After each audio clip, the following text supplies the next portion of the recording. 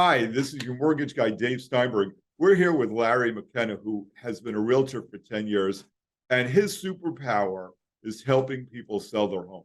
So what we want to know, Larry, is if I were to sell my house today, what is it that differentiates the people who win at listing their home from the people who get results? You know what? That's a great question, Dave. I would say if you're ready to put your home on the market and list your home today, the best things that you can do to be prepared would be, number one, have realistic pricing expectations. The market has changed dramatically just in the last 3 or 4 months due to the interest rate changes. So you want to be open to whatever we talk about as far as pricing goes. The other thing is you want to make sure that your home is prepared from a perspective of making sure that it's clean and ready to go right on the market. And if it's not, you only have one shot at a first impression. You want to make Larry, yeah. So that's interesting. When you say the house has to be ready, in your mind, what does that mean? In my mind, if I was to meet with you tonight and you told me that you were ready to put the home on the market, that would mean to me that we're ready to get the photographer in right away and get the ball rolling. And what I mean by that is the house, I hate to use the word declutter, but I'm going to use it. You want to make sure it's as open and as clean as possible. Anything that's laying around on the counter, on the floor, in a bedroom, you want to make sure that's all either hidden away or disposed of. We don't want that. We don't want that around when the home is, because what's going to happen as soon as the home hits the market, the first 7 to 14 days is when all the activity is going to take place. And we want to make sure that right from the get-go, it's ready to pop, and pricing it right, having it, show ready, let's say, make sure the exterior is as clean as it possibly can be, landscaped, hoses, round up, whatever it is. We want to make sure that when a prospective buyer pulls up right away, they can't wait to go inside. They already like what they see from the outside. But I think the real takeaway would be it has to be priced right from the get-go, especially today with the market changing the way it has in recent days.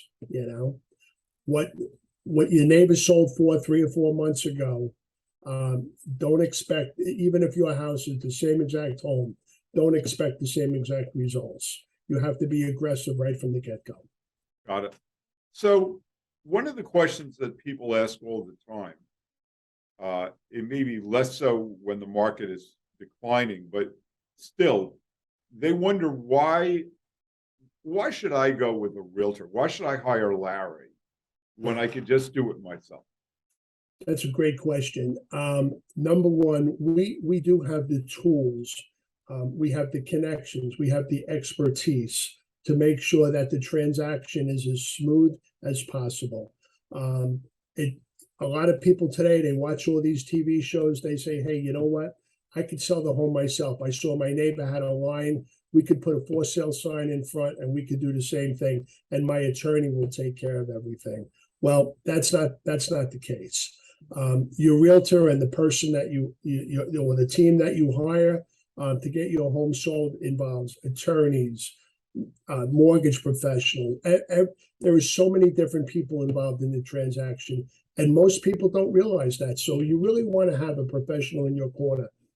More times than not, you'll end up netting more money even after paying a brokerage fee. So trying to go yourself, it doesn't work. And the higher the price point, the worse it gets. You really want to have a professional on your side. So, I think that's a great point, Larry. What I believe is that people get distracted when they say, oh, wow, I'm going to have to pay $50,000 if I hire a realtor. I'm going to have to pay $30,000. I'm going to have to pay more or less, whatever. Right. I think the real question is the net price. How much am I going to net if I sell on my own versus how much am I going to net if I have a realtor? And I think your point about often the realtor will net you more as a great price. One of the things that I've observed is that often when there's no realtor, the buyer walks in with the mindset, well, I can take 5% off the top because there's no realtor on this. And then you end up with a mechanic that doesn't really work, where the mechanics are off. Yeah. You know, another question I have for you is when you what are the skill sets of a great listing agent? If I was going to hire you as a listing agent, what are your superpowers? What do you do that makes you stand out? I think the most important thing is to listen to the client, and instead of doing all the speaking, listen to what they're saying and then formulate what's the best way that you can help them move forward or get to where they want to be. So listening is key. Follow up, I would put as number 2. You have to constantly communicate and follow up with the client. So important. And we hear it all the time. A lot of complaints when it comes to realtors is they listed my house and we never heard from them again. You know, they show up at the closing and that's it. And that can't happen. Even if nothing's happening, you have to communicate and let them know that nothing's happening, but stay in touch, because it's a very emotional and stressful situation for today's sellers. And you just want to be the voice of reason, listen to their concerns, and best guide them. How important is it to have a realtor who's a great negotiator? Very important. And I'll tell you why. Because once the home is on the market, and let's say a buyer comes in with another agent, we don't know where the buyer is going to come from, but they are going to do a home inspection. 9 times out of 10, there are going to be some issues that are going to have to be negotiated. It could be something as far as a buried oil tank. It could be some electric issues, some plumbing issues. Maybe the roof there could be some solar panels involved, where sometimes people lease them, sometimes people own them. There are so many variables that will come up in the transaction. So it's important to have somebody that's negotiating on your behalf. Going back to what you said, if you were to try to sell your home by yourself, it's hard to negotiate when you have that emotional attachment. So you really do want to bring in a third party to navigate those tricky waters. Mm. And every situation, there's always some type of negotiation. Very important. Got it. So, Larry, tell me a little bit about yourself. What makes you tick? What makes me tick? Well, I have a zest for life in general. I'm passionate about a lot of different hobbies, but Like what? Well, cars, motorcycles, anything with a motor, anything that goes fast is a passion. Vacationing, traveling, eating at good restaurants, the beach. There are just so many things to do, But when it comes to real estate, I would say my passion is to help people get to the next level, get to the next destination. What really drives me, this is my favorite thing in real estate, is if somebody was to call a complete stranger that, might live, close by in the neighborhood, and they've heard my name, maybe they've seen a sign, whatever it may be, they found me online, and they'll call up and they'll say, hey, we're thinking about selling our home, but we have a lot of questions. We've lived here for 30 plus years. We haven't done this in quite a while.